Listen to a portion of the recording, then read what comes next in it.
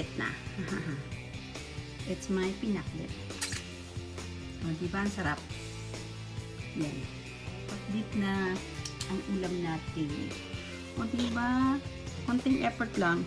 Just a little bit of effort, you can plant stuff, and you know, a month later you got fruits and you got vegetable and all sorts of stuff. So just try hard. Don't need to starve and go hungry when you can just, you know, do something about it. Okay. See you guys later.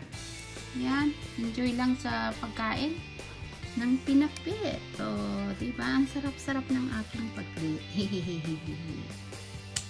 Sarap talaga. Grabe. Complete ingredient yan.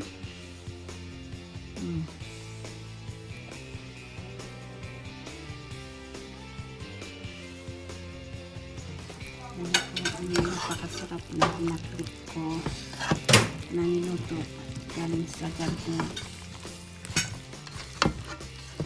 Good luck, guys.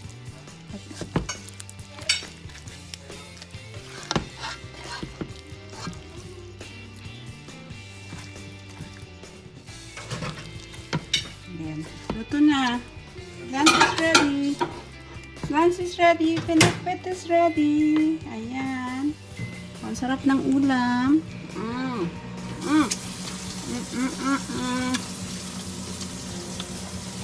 Yummy. Doctor is good na. Ang palalas good.